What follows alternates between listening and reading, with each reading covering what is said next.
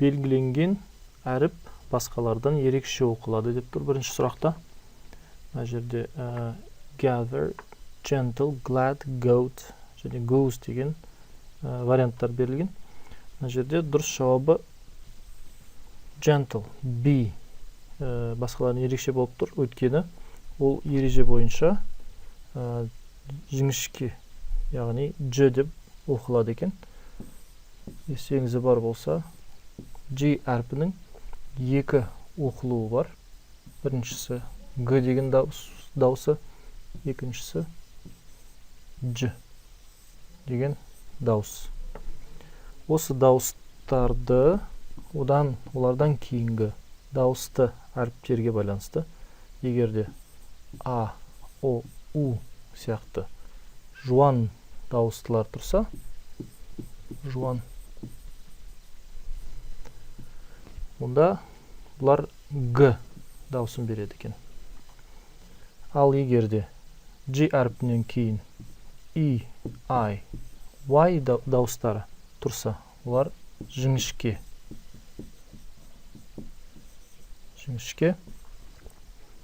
Сөйтіп G дыбысын береді екен. Мысал келтіретін болсақ, мына жерге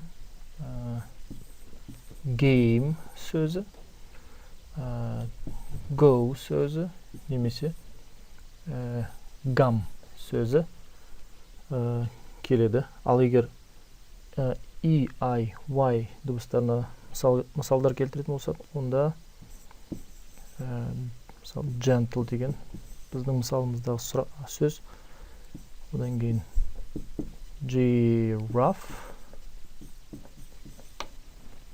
және gym, немесе gymnastic деген сөз. Алайда мына ережеден де тыс бірыңғай жағдайларда кездесе береді. Мысалы, G әрпінен кейін I негізі J болып оқылу керек, бірақ girl сияқты сөздерде бұл бізде G дыбысын береді. Осындай жағдайлар өте сирек кездеседі. Сөйтіп, дұрыс жауап бізде gentle, be.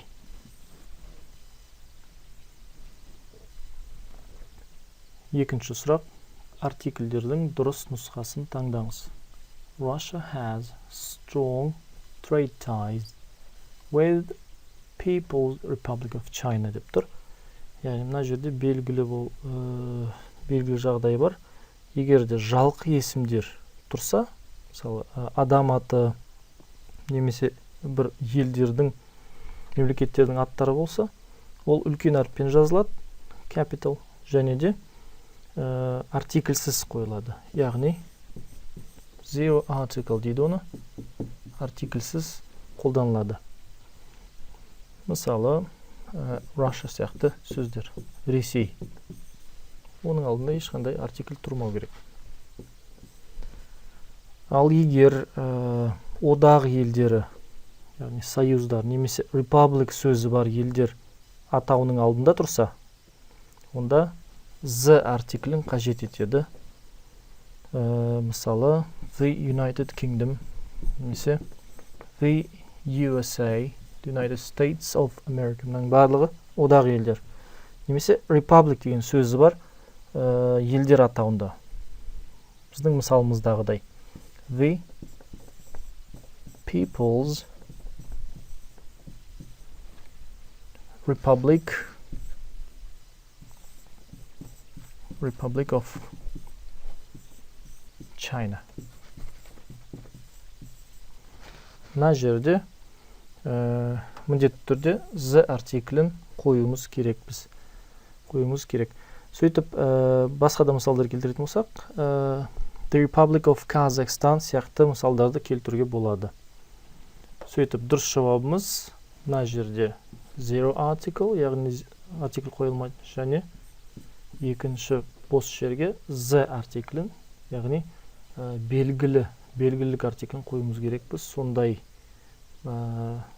нұсқа C нұсқасы болып тұр. Бұл дұрыс жауап. Номері 3. Белгіленген сөздің антонимін табыңыз. Мына жерде белгіленіп тұрған сөз stop деп тұр. бірақ алайда тек қана сөздің мағынасына қарай емес, жалпы сөйлемдегі контекстіне қарай, яғни сөйлемнің мәнмәтініне қарай да мағынасында ескеруіміз керек. Сөйтіп, a rabbit's teeth never stop growing. Яғни ешқашан да тоқтамайды деген. Мына жерде тоқтау деген етістік бар. Тоқтау. Яғни өсуді ешқашан тоқтатпайды деген мағына шығып тұр. Тістің өсуі. Сөйтіп, мына тоқтау деген етістіктің қарама-қарсы мағыналы сөзі бастау болу керек. Яғни антонимі тоқтау болса, бұл бастау болу керек, ал бастау деген сөз start деген сөзді. Start немесе begin. Немесе advanced vocabulary'ге жататын commence деген сөздер болу мүмкін. Сөйтіп нұсқалардың арасынан қарайтын болсақ, іздейтін болсақ, ол start екен, start тұр, B нұсқасы. Бұл дұрыс жауабы. Яғни stop етістігінің антонимі start екен. Сөйтіп start дұрыс жауап. Төртінші сұрақ. Есімдіктердің дұрыс нұсқасын таңдаңыз. I know which car is Tom's because I'd seen көбінікте driving көбінікте. Мына жерде сөйлемнің мағынасына қарайтын болсақ, мен Томның машинасы қайсы екенін білемін деп тұр. Өйткені мен оны сол машинаны айдағанын немесе жүргізгенін көрдім деп тұр. Яғни оны машинаны және оны Томды көрдім деген екеуде де табыс септігінде қолданылып тұр. Табыс септігі. Сол үшін he-дің табыс септігі him болады. Кімді нені деген сұраққа жауап береді. Және it машина деген есімдіктің табыс септігі де дәл сол күйіне қала береді. Яғни it. Him және it деген нұсқаларды іздеуіміз керекпіз. Мына жерде he ол Том. Томды көрдім айдаған жүргізген. Және it ол car деген сөзге тең екен. Сөйтіп, him және it деген есімдіктерді іздейтін болса, олар D нұсқасында тұр екен. Бұл дұрыс жауап. I know which car is Tom's because I'd seen him driving it. Яғни машинасын айдағанын жүргізгенін көрдім. Сұрақ 5. Датаны оқыңыз. Мына жерде дата берілген. On the 16th of December 1991 деп оқылу керек. Kazakhstan declared its independence. Яғни Қазақстан елі, қазақ елі өз тәуелсіздігін 1991 жылғы 16 желтоқсанда жариялаған екен. Соны ағылшынша оқу үшін біріншіден осындай ережелерді ескеру керек. Айдың күндерін олар ағылшындар күндерді реттік сан болып айтады екен. Реттік сан ретінде. Реттік сан болып айтады. Ал жылдарды болса, жылдарды 2000 жылдан жылға дейін олар жұп-жұп болып оқиды. Жұп болып оқиды. Яғни мына жерде 19 және 91 деп айтуымыз керекпіз. Яғни 19 және 91 деген нұсқаны іздейміз. Ал егер күнге келетін болсақ, 16 желтоқсан деген міндетті түрде the артиклін қоямыз. Өйткені бұл реттік сан. Реттік сандардың алдына the артиклі қойылады міндетті түрде. The 16th of December деген жауапты іздеуіміз керек. сөйтіп the 16th of December 1991 деген жауап А нұсқасында тұр екен. The 16th of December 1991 бұл дұрыс жауап. 6-шы сұрақ. Сын есімдердің дұрыс шырайын таңдаңыз. Шырайдың, яғни сын есімдердің 3 шырайы бар. Біріншісі жай шырай. Екіншісі салыстырмалы шырай. Және күшейтпелі шырай. Ағылшындар simple, comparative және superlative деген атаулар бар. Сөйтіп, мына жерде біздің көріп тұрғанымызда beside being a деген an артиклі тұр, және student деген зат есім. Мына жерде де Marks деген зат есім. Яғни student және Marks деген екеуі де noun болып табылады. Ал білуіңіз бойынша nounның алдында әрқашанда сын есім қойылады. Ешқандай да үстеу қойылмайды, сын есім қойылады. Және көбінесе ол сын есім жай шырайда тұру керек. Яғни simple degree. Simple degreeде тұру керек. Ешқандай жалғаусыз r немесе s деген жалғаусыз жай шырайдағы сын есімдерді іздеуіміз керек. Және де n деген артиклге сай болу. Яғни дауысты дыбысқа басталу керек. Сын есімді іздейміз. Олар болса A, C және E нұсқаларында тұр екен. Ал екінші варианттарына қарайтын болсақ, сөздеріне мына жерде higher деп тұр, жалғаулықпен. Ол болмайды, сондықтан мына нұсқаны өшіреміз. Екіншіде active және high деп тұр, бұл болу мүмкін. Әзірше сұрақ белгісін қой. Және active the high деп тұр. The күшейтпелі шырайының несі артиклі, және higher деген салыстырмалы шырайдың жалғаулығы. Екеуі де грамматикалық тұрғыдан да дұрыс емес. Сөйтіп, бұны да өшіреміз. Сонда қалады C нұсқасы. Beside being an active student, he also gets high marks. High marks деген енді сөйлемнің мағынасы толық деуге болады. 7-ші сұрақ. Мәтелді аяқтаңыз. Every cloud has. Бұл мәтел білгендер үшін өте оңай. Every cloud. Әр бұлттың несі болады?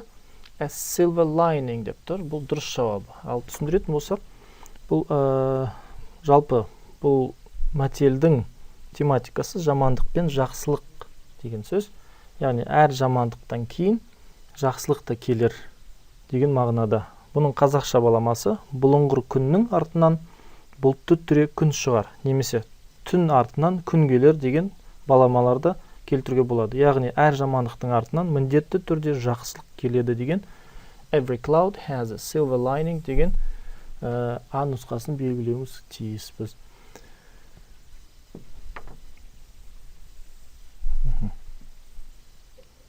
Сегізінші сұрақ.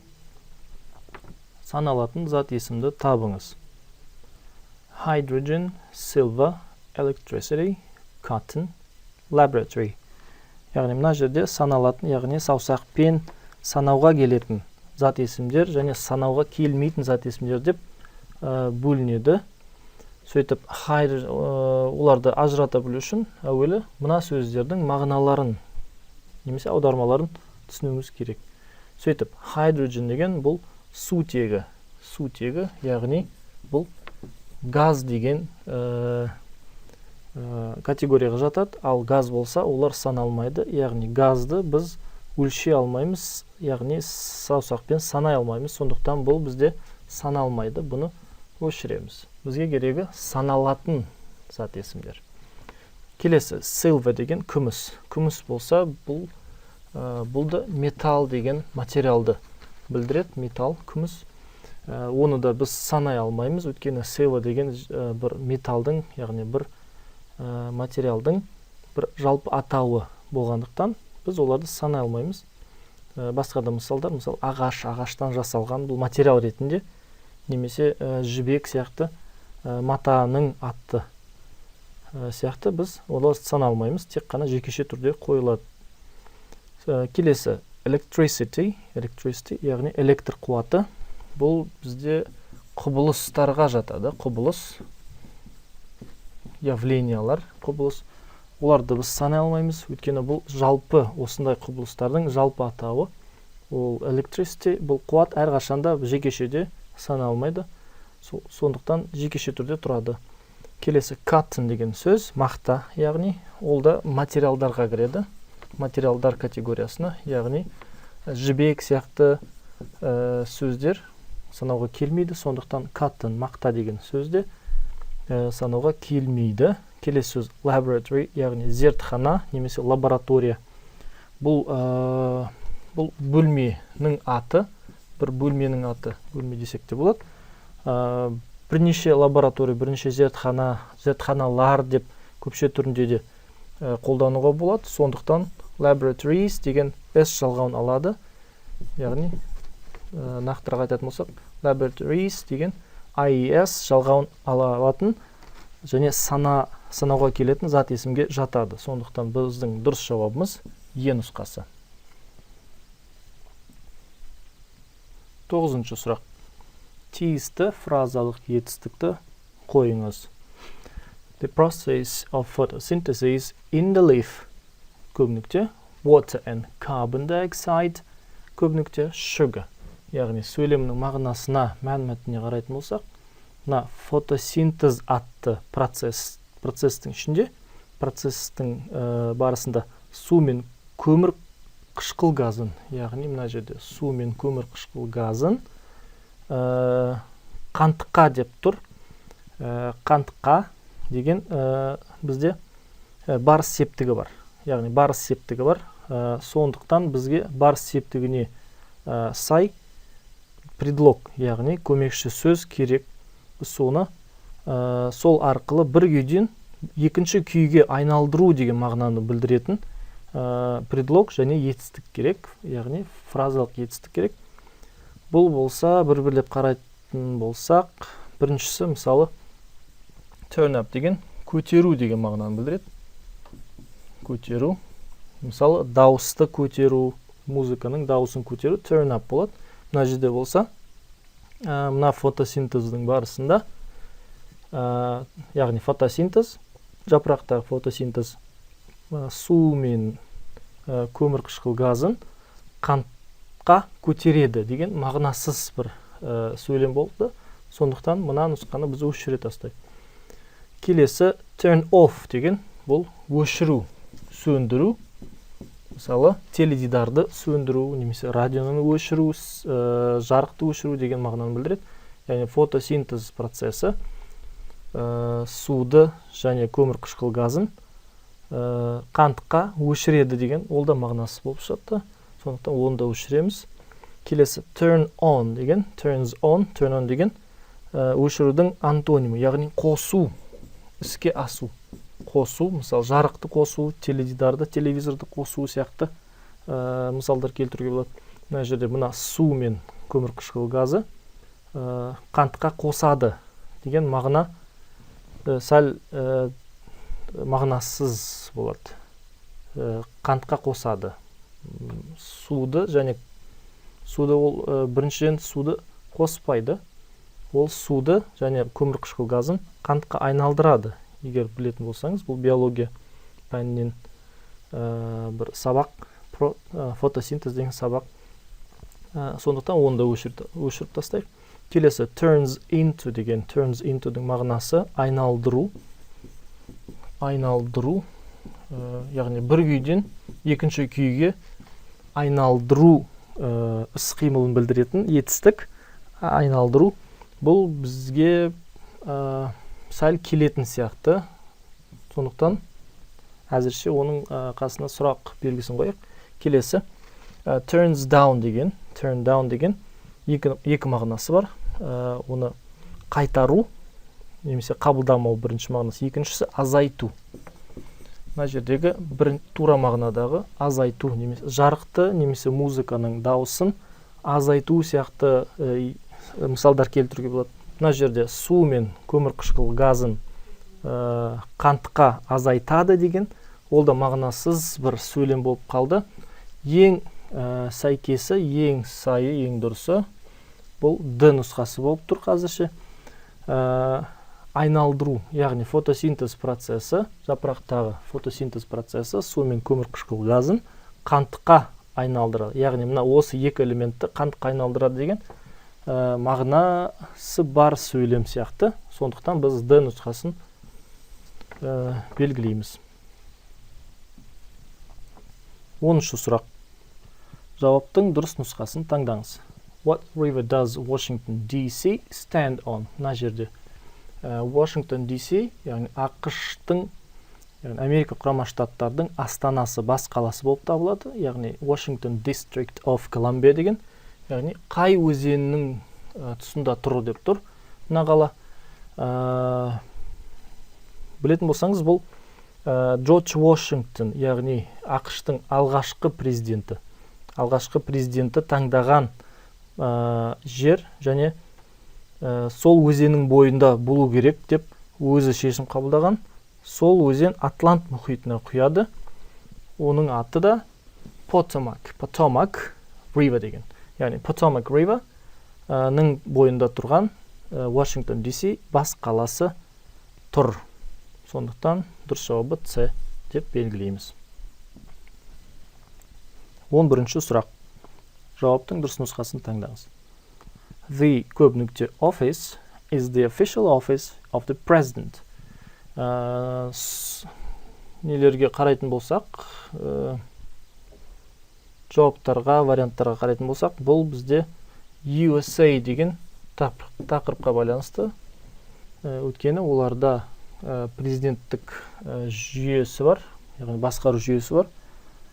Және де оның президенттің, ақш президентінің ресми резиденциясы Ақ үй немесе Ақ сарай дейді. Бұл сол үйдегі жұмыс кабинеті болады. Жұмыс кабинеттің де аты сопақ кабинет. Яғни қазақшасы сопақ болса, ағылшыншасы oval деген. Oval cabinet немесе oval office деп аталады екен. Сондықтан oval office is the official office of the president.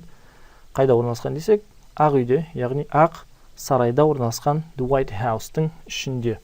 Сөйтіп, сопақ кабинет бізде oval cabinet немесе oval office деп D нұсқасын белгілеуіміз тиіс. 12-ші сұрақ. Жауаптың дұрыс нұсқасын таңдаңыз. The Indian word for Canada немесе Канада means a. Тарихи деректерге жүгінетін болсақ, ағылшындар алғашқы рет келгенде, яғни Канада жеріне және қазіргі ақш-тың жеріне келген кездерінде жергілікті үнді, қызыл терлі үндістер, яғни жергілікті тұрғындарынан сол жердің атын сұрағанда, яғни бұл жер кімдікі деп сұрағанда, сол үндістер оларға бұл ауылымыз деп жауап берген екен. Бұл біздің ауылымыз деп жауап берген екен. Содан бері канадалықтар, ағылшындар және француздар сол жерді Канада немесе Канада деп атап кеткен екен. Жалпы ол иракез, яғни үндіс тілінен аударатын болсақ, ол village, яғни ауыл деген мағынаны білдіреді екен. Сөйтіп, дұрыс жауабы А нұсқасы. 13-ші сұрақ. Жауаптың дұрыс нұсқасын таңдаңыз. The novel Treasure Island was written by, яғни мына жерде аралдар және пираттар, теңіз қарақшылар туралы романды атап тұр.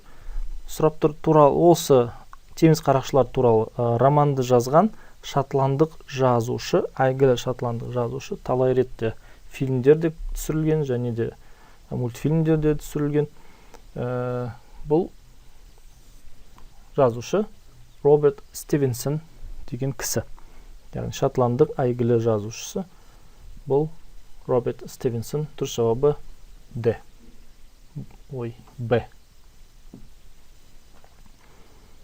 14-ші сұрақ. Жауаптың дұрыс нұсқасын таңдаңыз. Who is the head of the state of Kazakhstan? Яғни, мына жерде head деп тұр. Қазақстан елін, мемлекетін басқарып тұрған адам немесе лауазым қандай деп тұр. Нұсқаларды бір көз жүгіртер болсақ, мұнда тек қана E деген president, яғни президент деген нұсқа келіп тұр. Өйткені шынында да Қазақстанда президенттік басқару жүйесі орын алған. Сондықтан біздің Қазақстан елін басқарып тұрған кісі немесе лауазым ол президент. Дұрыс жауабы Е нұсқасы. 15-ші сұрақ. To be етістігінің дұрыс нұсқасын таңдаңыз деп тұр. There көп нүкте a book. Мына жерде бізге керек сөз a book. Одан кейінгі, яғни нүктеден кейінгі a magazine, two pens, және four exercise books сияқты сөздер қажет емес. Өйткені there are деген құрылым дәл өзінен кейін тұрған зат есімнің санына қарай өзгереді.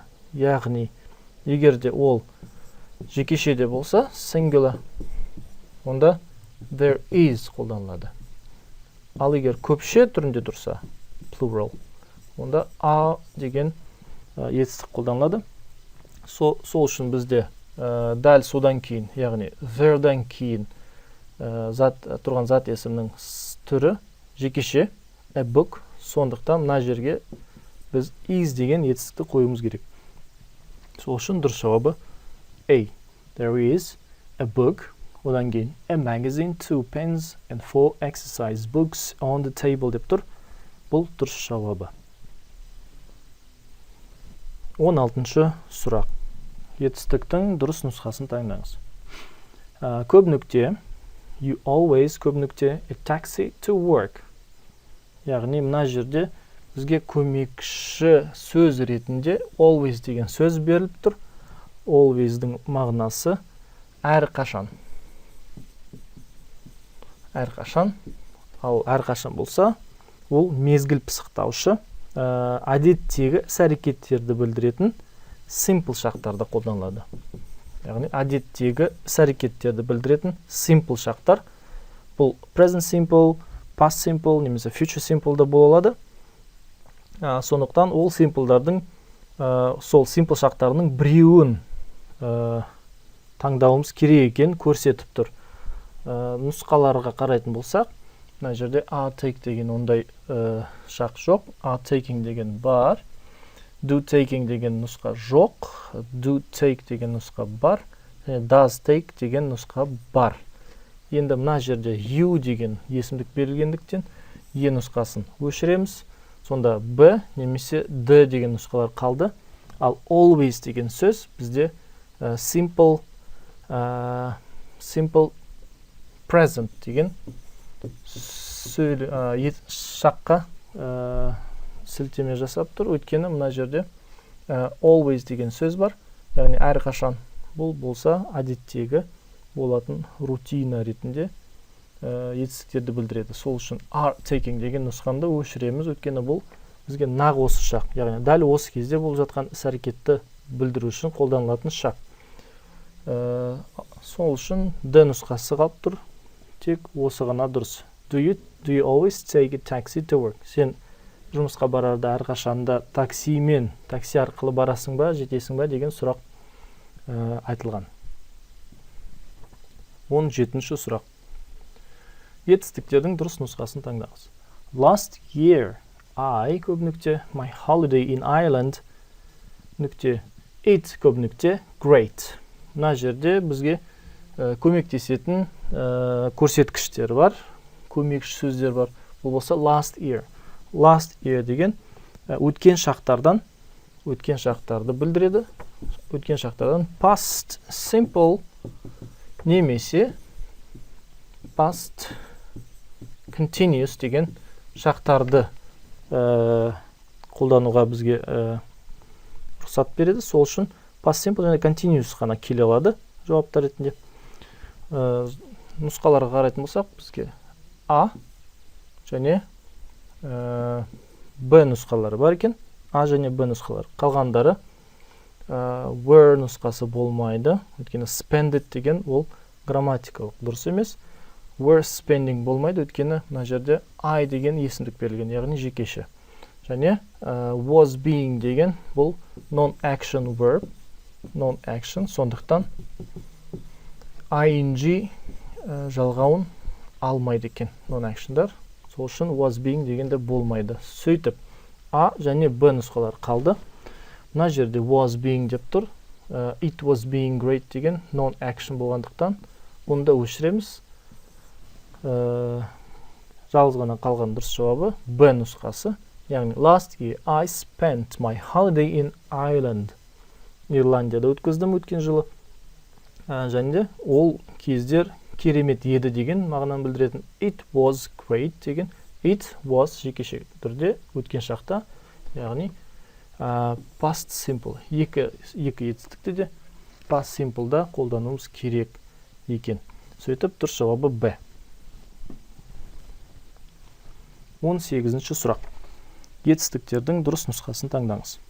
Look, there көбінікте a woman sitting at the first table near the door. She көбінікте at us right now. Мұнда бізге назар аударатын екі нәрсе бар екен. Біріншіден look деген етістік, яғни қараңдар немесе қара. Яғни бұл нені білдіреді? Іс-әрекеттің дәл қазір нақ осы шақта болып жатқан көрсетіп тұр. Демек, мына етістікті, мына сөйлемді present continuous'та толықтыруымыз керек. Және де екінші бір көрсеткіш right now деген мезгіл пысықтаушы. Ол білетін болсаңыз, ол present continuous деген шақта ғана қолданылатын мезгіл пысықтаушы. Яғни бұл көрсеткіш өте маңызды. Look және right now деген екі сөз бізде present continuous'ты білдіреді. Сондықтан мына жерде there деген конструкциядан кейін тұрған a woman деген болса, ол жекешені білдіреді. Яғни is деген етістік керек. Ал she деген есімдік is looking деген етістікті қажет етеді. She is looking at us right now. Дәл қазір ол бізге қарап отыр деген сөз. Is және is looking деген нұсқаны іздейтін болсақ, ол D нұсқасында тұр екен. Дұрыс жауабы D. 19-ші сұрақ. Етістіктің дұрыс нұсқасын таңдаңыз. We көбінікте breakfast when she walked into the kitchen. Яғни мына жерде екі көмекші сөз бар бізде. When кезде дегенді білдіреді. Және walked деген past simple'да. Past simple да қолданылған етістік. Ал when деген бізде шылау немесе жалғаулық. Мына шылау екі сөйлем, яғни күрделі сөйлем жасап тұр. Сол арқылы екі етістікті де бір сөйлемде қолдануға мүмкіндік беріп тұр. When шылау арқылы. Яғни ол неге кухняға, асханаға кірген бойда, кірген кезде біз дәл сол кезде таңғы асымызды ішіп отыр едік деген мағынаны білдіру керек. Яғни ол келген кезде біз таңғы асымызды ішіп отыр едік. Яғни past continuous'ты білдіреді. Өйткені мына when деген шылау past simple мен тек қана past continuous немесе тағы бір past simple'ды қажет етеді. Past simple'ды қажет етеді. Ал мына жерде мағынасына қарайтын болсақ, A және C деген жауаптар келеді екен. We have present simple болмайды, өткені бұл өткен шақ, walk деген өткен шақ болғасын, have та осы шақ болмайды. Екеу шақтар қиысуына осы ережеге бағынбайды екен. Келесі was having та дұрыс емес, өткені we есімдігі бізде көпше. Was болса жекеше үшін қолданылады. Бұнда өшіп тастаймыз. We are having дәл қазір нақ осы шақты да қолданылмаймыз, өткені бұл walk деген етістікпен қиылыспайды. Сөйтіп, were деген мағына, were деген етістік қалды, және had деген етістік қалды. Екеуінің арасында таңдайтын болсақ, мағынасы C-нікі дұрысырақ сияқты. Ол кезде біз A нұсқасын өшіріп тастаймыз. We were having breakfast when she walked into. яғни біз отырған кезімізде, тамақтанып отырған кезімізде, дәл сол кезде ана кісі, әлгі кісі кухняға кіреді екен. Сондықтан дұрыс жауабы С. 20-шы сұрақ. Сөйлемді сұраулы формаға қойыңыз. I used to write short stories about nature деп тұр. Бұл used to do деген конструкция, өткен шақ конструкциясы бола тұра, did көмекші етістігін қажет етеді. Өйткені өткен шақтың көмекші етістігі did деген көмекші етістік. Және бұны біз негатив, яғни болымсыз және сұраулы сөйлемдерде де қолдана алады екенбіз. Сол формада болған үшін didті қолданғаннан кейін бізге сұраулы керек, сөйлемнің алдына did қоямыз. Сондықтан used-тағы id-ні біз жоюымыз керекпіз, өйткені ол ереже бойынша did-те әлдеқашан тұр екен. Сөйтіп did I use деп болу керек. This is to write. Бізде бірінші формада тұру керек. Осы конструкция бойынша to write short stories about nature деп сұрақ қоямыз. Сөйтіп did I use деген жауапты іздеуіміз керек.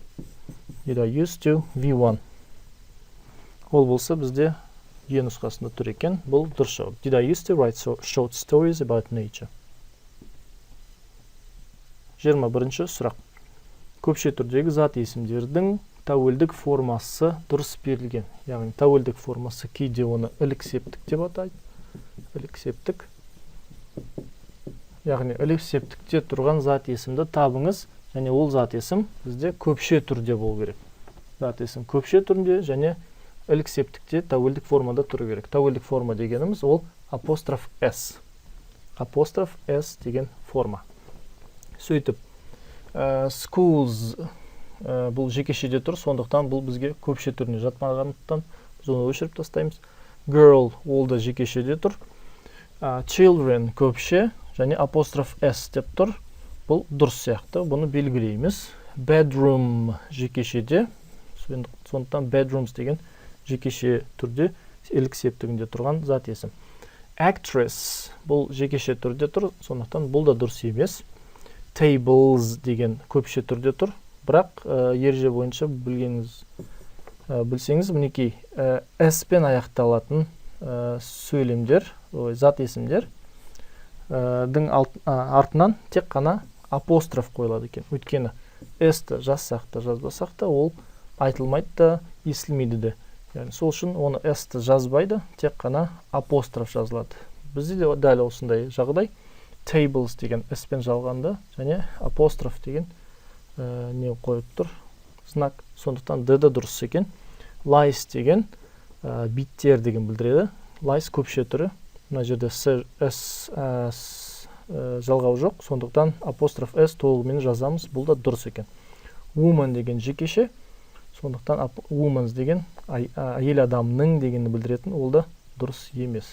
Сол үшін дұрыс жауаптар бізде E, D және F болып табылады. 22-ші сұрақ. Зат есім жасайтын жұрнақтар. Зат есім жасайтын жұрнақтар. Бұл C, D және H. C, D, H деген нұсқалар. Қалғандарын қарайтын болсақ, O's деген ол adjective, яғни сын есім. Икте adjective, Lee деген adverb, яғни істеу. Ate болса ол verb, яғни етістіктің жұрнағы. Ish деген ол да adjective. Бізге керегі C, D, E. Мысал келтіретін болсақ, marriage сияқты. Мінекей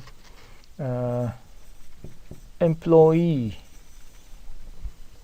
жұмысшы деген сөз және difference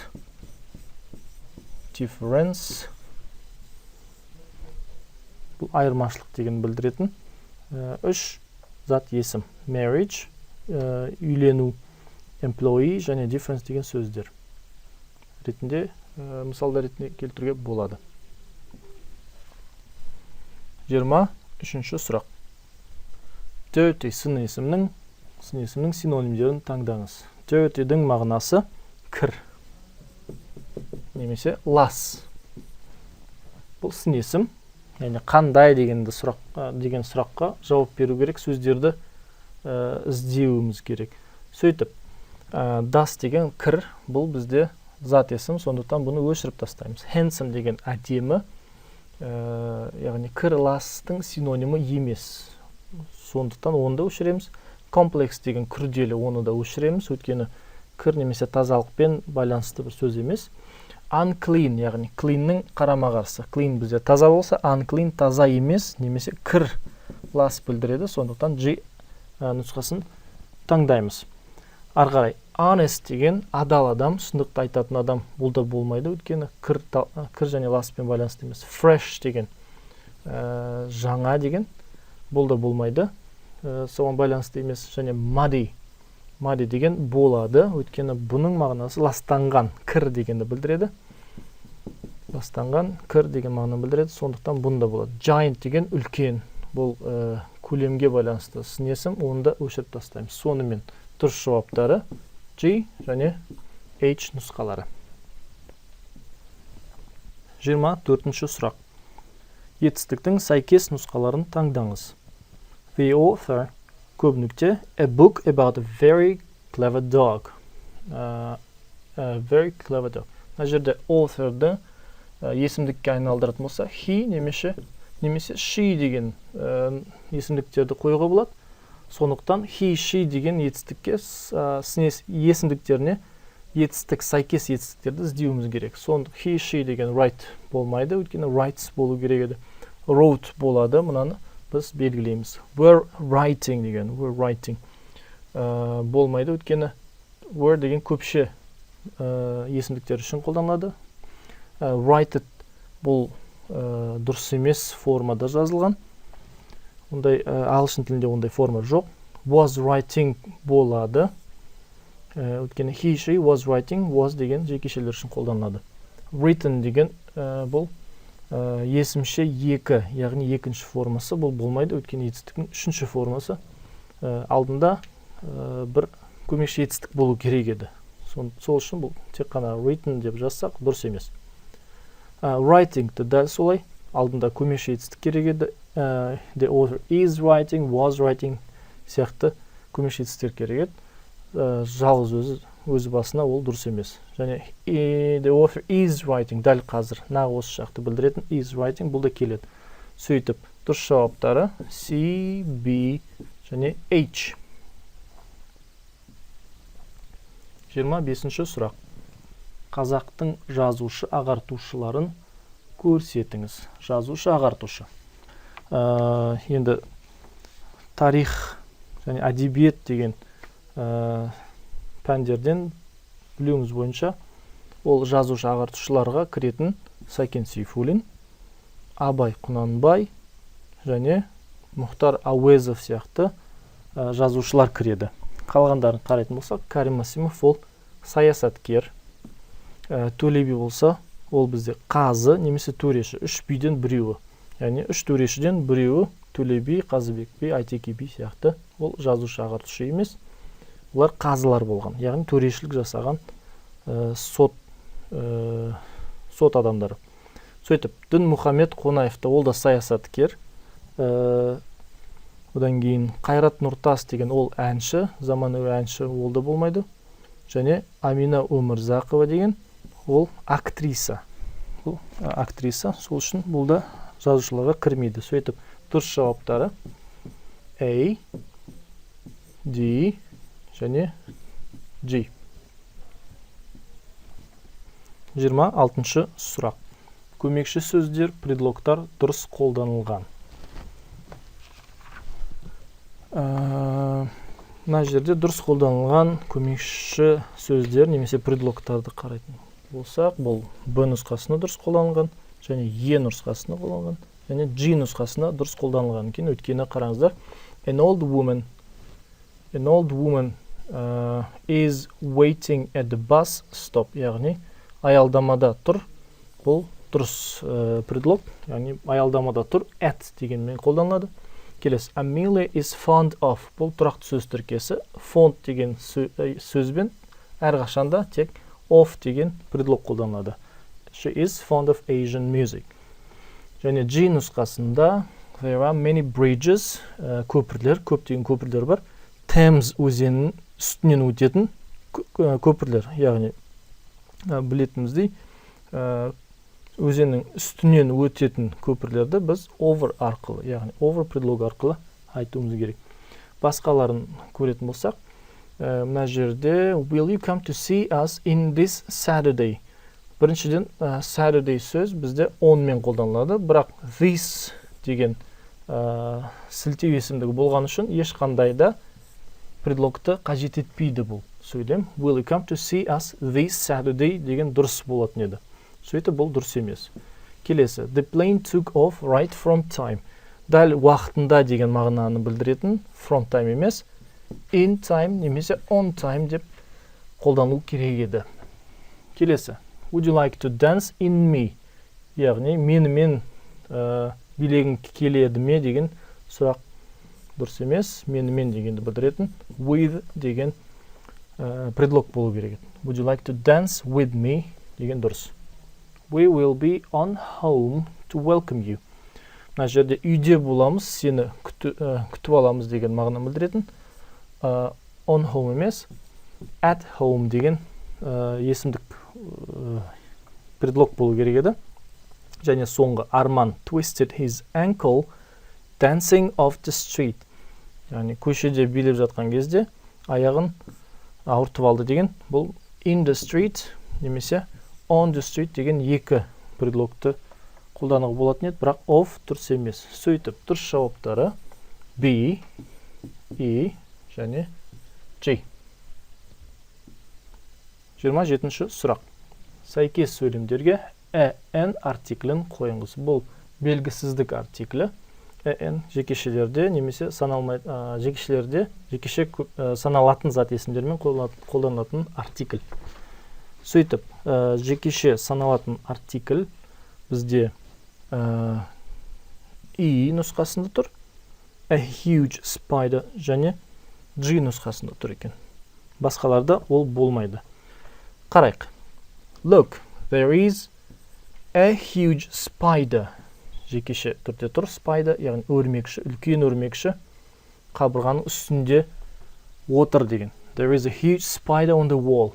Яғни бұл бірінші рет айтылып тұрған нәрсе болған үшін бізде және жекеше түрде тұрған үшін spider артиклін қажет етеді. Келесі G нұсқасы. Alexander will arrive at the airport in 1 минуттан кейін. То есть 1 минут деген бірді білдіретін артиклді қолдануға болады. In a minute. Яғни 1 минуттан кейін Александр жаңа әуежайға келеді деген мағынаны білдіреді. Қалғандар неге болмайды, сонда түсіндіріп жіберейік. Мына жерде артиклі қолданылмайды, яғни жекеше артикль, бұл білесіздер, жекеше артиклі. Мына жерге zero article, яғни еш артикль қойылмайды, өйткені бұл таңғалу, яғни леп белгісі. То есть лепті сөйлемдерде қолданылатын таңғалу жекеше болғанда n болады, ал көпше болғанда мына сияқты jokes zero article, яғни қолданылмайды. Б нұсқасында there are, қайтадан дәл сол логика, cats and dogs деп тұр, яғни көпше түрде айтылған. Бірінші рет айтып тұр, бірінші рет айтылған үшін n болу керек, бірақ мына жерде көпше түрдегі зат есімдер тұрған үшін zero article қолданылады, яғни артикль қойылмайды. C нұсқасы. Close door please. Мына жерде белгілі бір нәрсені жабу үшін өтініп жатыр, сондықтан the артиклі, яғни белгілілік артиклін қолдануымыз керек. Close the door please. есікті жапшы. Яғни кез келген есікті емес, нақты көрсетіп тұрған бір есікті жапшы деп, яғни белгілі есікті жапшы деп өтініш жасап жатыр. Сондықтан the артикль керек. My father is my hero. Мына жерде zero article. Өткені білесіздер, артикл тек қана зат есімдердің алдына қойылады. Яғни hero болғанда болатын еді. Ал есімдік my сияқты тәуелдік есімдік болған үшін ешқандай артикль қойылмайды. F нұсқасы. Moon is extremely big tonight. Moon бірегей, яғни әлемде біреу ғана сондай зат есімдерді тек қана the артиклімен қолданамыз. Басқа да мысалдар the sun, the moon сияқты сөздер, the ground, the sky сияқты, яғни әлемнің қай жерінде осы сөзді айтсаңыз, бірден осы сөз еске келеді, бірден түсінеді. Сондықтан the артиклі осы жағдайларда қолданылады. Және H нұсқасы. I get home by, бұл тұрақты сөз тіркесі. Бір көлік арқылы бір жерге жету, by taxi, by bus сияқты сөздер, by plane, ешқандай артиклді қажет етпейді. Бұл zero article. By bus, by plane деген сөздер. Сөйтіп, дұрыс жауаптары E және G. 28-ші сұрақ. Сәйкес сөйлемдерге there is қойыңыз. Жаңа there is конструкциясы. Жекеше түрдегі зат есіммен бірге қолданылады. Зат есімнің алдына қойылады. Сөйтіп бізге жекеше немесе саналмайтын зат есім. Uncountable. Яғни singular зат есімдер және uncountable. Uncountable зат есімдердің алдына қойылады. Сөйтіп, сондай зат есімдерді іздейік, жекеше болу керек, немесе саналмайтын, санауға келмейтін зат есімдер болу керек. Мына there is деген сөз тіркесін қою үшін. Ондай сөз тіркестері A нұсқасында тұр және F нұсқасында тұр. Түсіндіріп жіберейік. There is no need. No need, no саналмайды. No need to go there, just call them. Яғни сол жерге барудың еш қажеті жоқ деген. Мына жерге there is деп қоюға болады. Өйткені need бізде саналмайды және кейбір жағдайларда саналады, бірақ соған қарамастан need бізде жекеше түрде тұр. Осы неден қарасақ та ол дәл келеді екен, there is сай екен. Сөйтіп F a grain of truth. A grain of truth бұл саналатын зат есім. A grain деген жекешеде тұр. Сондықтан there is a grain of truth in every joke деген дұрыс қолданылған екен. Қалғандары болмайды. Өйткені біріншіден мына жерде көпше түрде. A lot of good students. Көпше болған үшін there is қолданылмайды. Мына жер anyway, it is болу керек, немесе it was rude of him. Бұл it деген есімдікпен қолданылатын сөйлем екен. There is бен дәл келмейді, мағынасы келмейді. Palm trees көпше, бұл да болмайды. Cafes көпше, бұл да болмайды. Snowy деген ауа райды білдіретін it is. It is snowy today деген бұл басқа конструкция. Сондықтан бұл келмейді. I don't think there are enough spoons. Өйткені spoons көпше түрде. Бұл да there is бен қолданылмайды. Сөйтіп дұрыс жауаптары A және F. 29-ші сұрақ. Used to do құрылымы бар сөйлемдерді табыңыз. Used to do сөйлемі бізде өткен шақ конструкциясы. Яғни өткен шақ конструкциясы бола тұра did көмекші етістігімен бірге қолданылады. Және бұл didті болымсыз және сұраулы сөйлемдерде қолданады екенбіз. Және де used тағы ed жалғауын біз didпен бірге қолданатын болсақ, онда десін жойымыз керек. Өйткені бұл өткен шақ, яғни past simple ережелер бойынша сондай жойылу керек. Және did есімдіктің алдына қояды, егерде сұраулы сөйлем болса. Яғни сұраулы сөйлем болса. Енді осының барлығын ескере отыра дұрыс жауабын табуға тырысайық. Сөйлемді сұрау құрылымы бар сөйлемдерді табыңыз деп тұр. Ол Б нұсқасында тұр. I used to watch. Неке?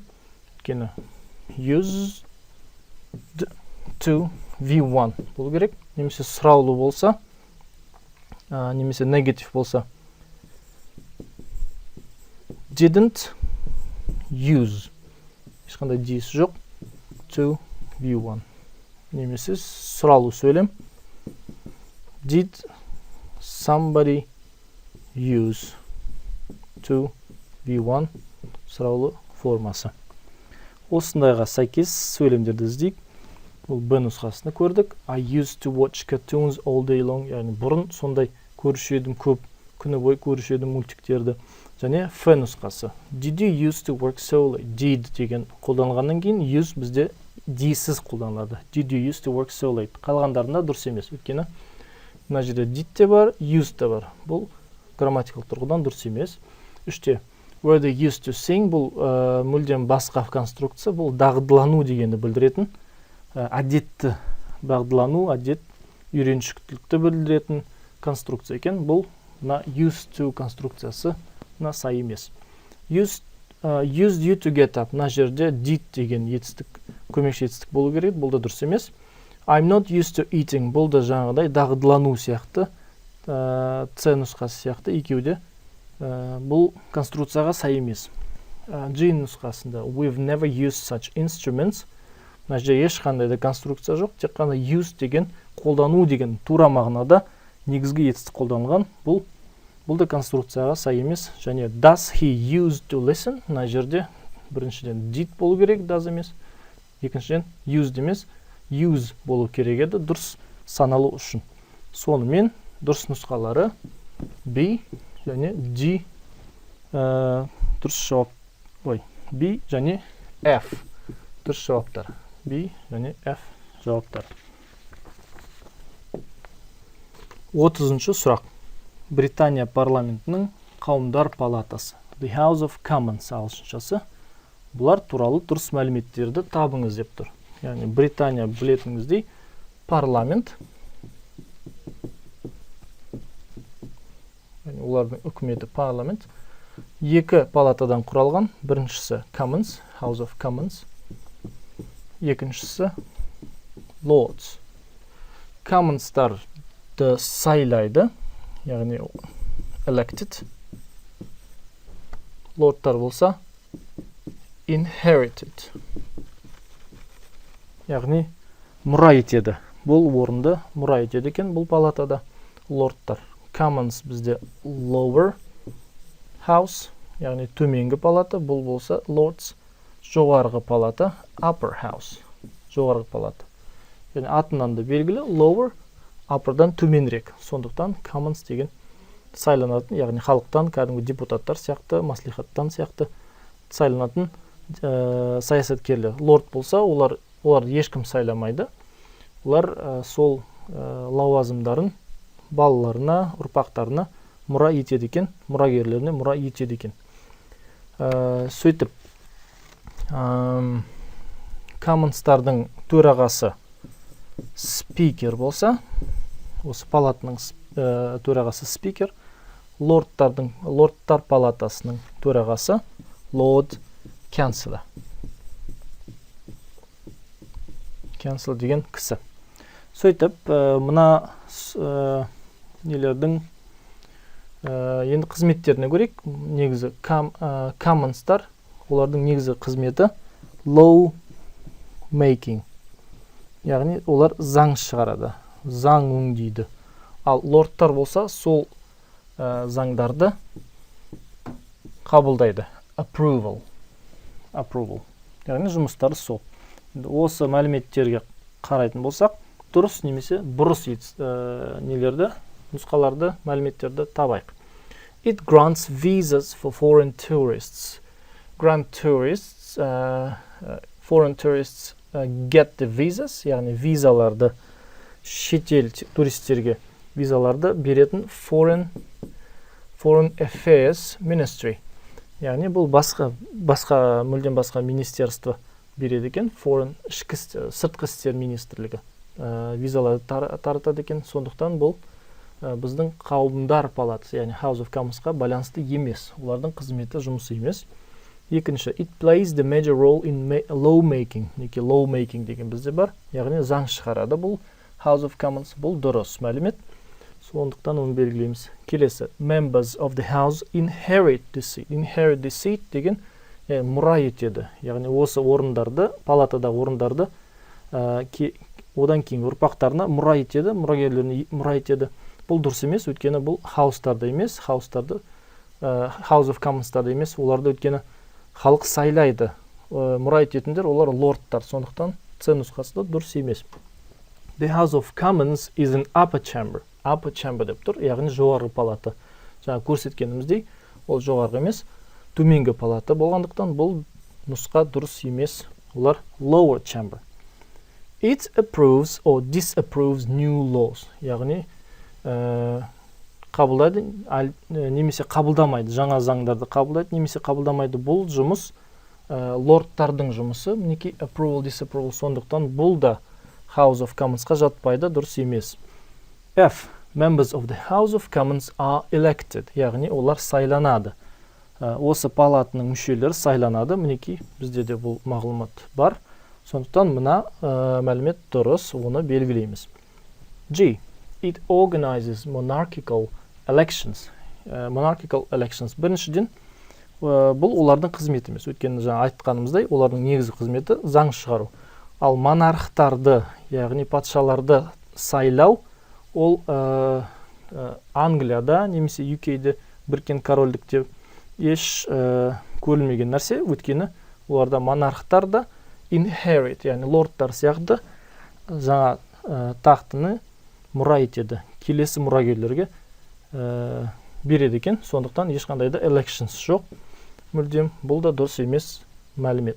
Келесі, the chairman of the house is the speaker. The chairman of the house is the speaker. Яғни мына палатаның төрағасы chairman speaker деп аталады. Ол мәліметте де бізде дұрыс болып шықты. Өйткені шынымен де төрағалардың лауазымы speaker деп аталады. Ал лордтарды болса lord chancellor. Сол үшін H нұсқасында белгілейміз. Сөйтіп бізде дұрыс жауаптары B, F және H деген нұсқалар.